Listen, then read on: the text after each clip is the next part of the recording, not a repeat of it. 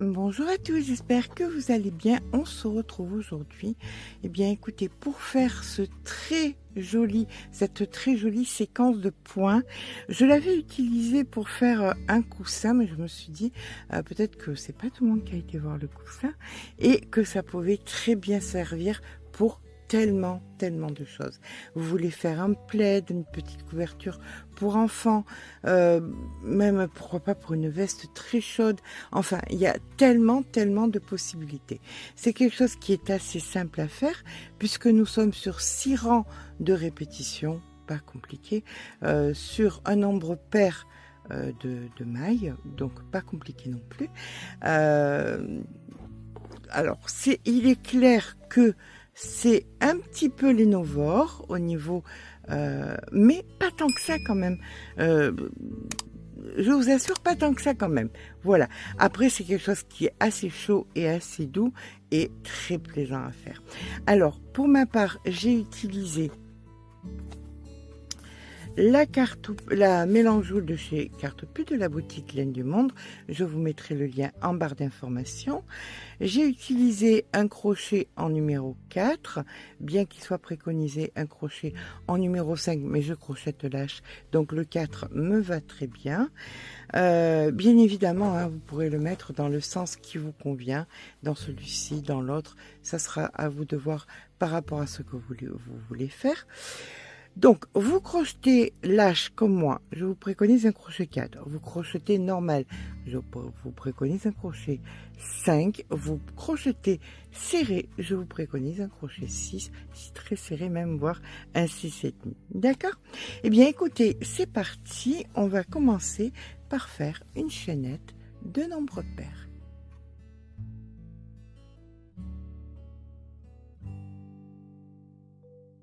Donc, je fais ma chaînette en maille paire. Je vous rejoins quand c'est fait.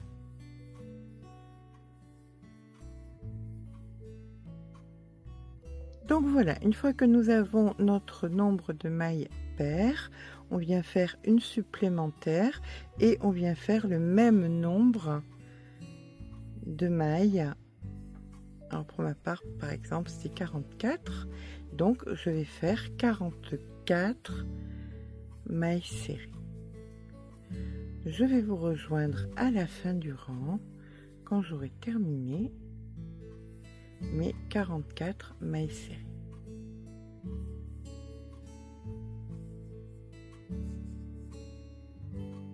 Mes 44 mailles serrées de fait, je fais une maille en l'air, je tourne, je viens dans la première ici et je refais une maille serrée.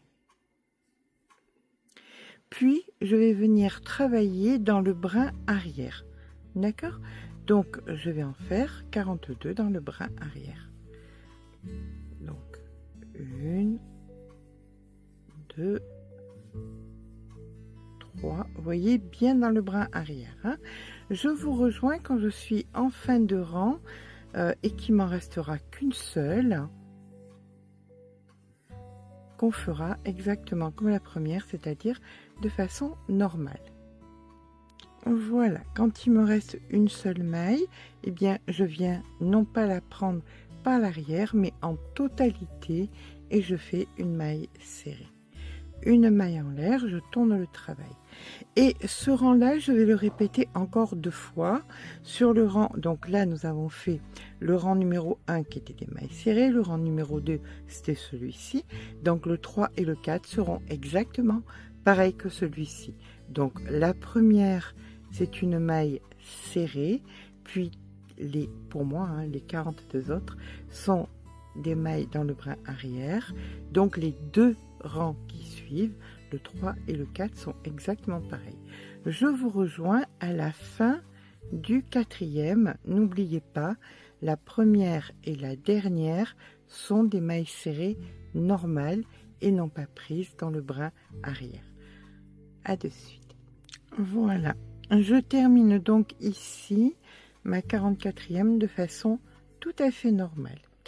Maintenant, on va passer au rang numéro 5, une maille en l'air, on tourne le travail.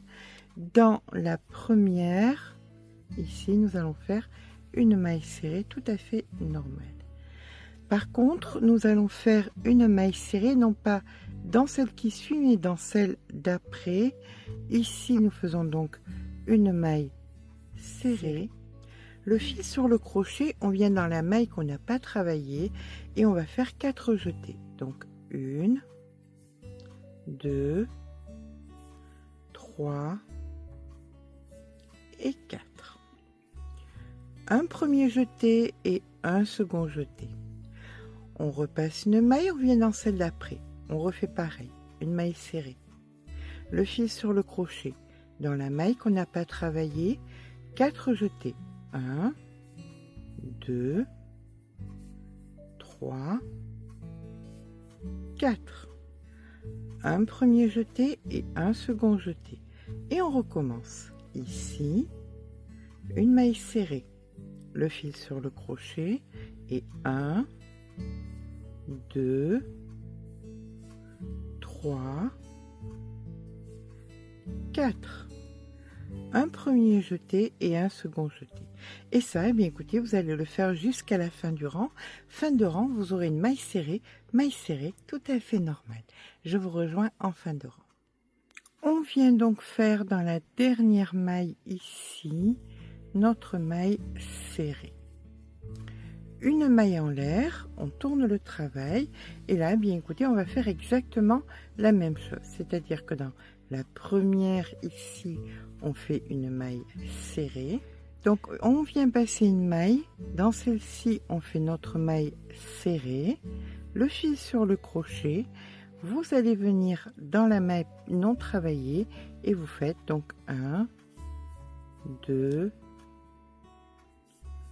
3, 4, un jeté et un second jeté. Vous allez, alors c'est pas compliqué, ça va tomber dessus.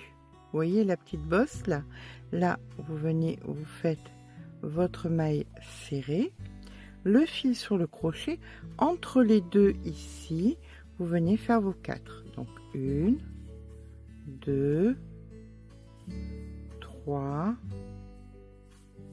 4. Un jeté et un second jeté. Sur la petite bosse ici, votre maille serrée, le fil sur le crochet, entre les deux, 1, 2, 3, 4. Un jeté, un second jeté. Et ça, vous le faites jusqu'à la fin du rang. Fin de rang, nous aurons, comme tout à l'heure, donc une maille serrée à faire. Je vous rejoins quand c'est fait.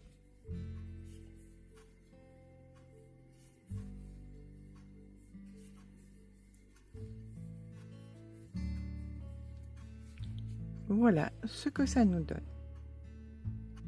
Voilà, on termine notre rang avec la maille serrée juste ici, une maille en l'air, on tourne le travail. Et là maintenant, on recommence tout, puisque nous allons retourner au rang numéro 1, qui était le rang des mailles serrées. Dans la première, une maille serrée. Au-dessus, ici, vous allez faire la deuxième. Entre là, vous la voyez, on la voit bien, la troisième. Ici, dessus, la quatrième, dessus le point pouf, quatrième, entre la cinquième, et puis ainsi de suite, jusqu'à ce que vous récupériez le même nombre de mailles que vous aviez au départ. Donc normalement, en piquant au-dessus du point pouf et entre le point pouf, avec la première et la dernière, vous devriez avoir le même nombre de mailles.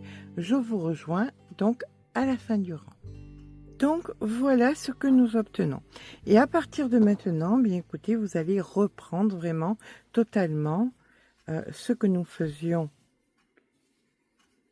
Donc au rang numéro 2, la première, une maille serrée normale, puis pour moi les 42 en brin arrière, Ensuite, le rang numéro 3, 4, normal. Le rang numéro 5, c'est celui-ci, le 6, etc., etc. Donc, et bien voilà, une fois qu'on a fait toutes les longueurs qu'on avait besoin, bien écoutez, que ce soit comme j'avais fait un coussin, un plaid, une couverture, enfin plein de choses, on obtient ce merveilleux résultat. C'est assez épais. On a un bon centimètre quand même d'épaisseur au niveau de la tresse. Et j'espère que ce petit pas à pas vous aura plu. J'espère surtout qu'il vous inspirera. Si c'est le cas, n'hésitez pas à mettre un petit pouce en l'air, ça fait toujours plaisir. N'hésitez pas à vous abonner. Sur ce, je vous fais de gros bisous et je vous dis à très vite pour un nouveau tuto.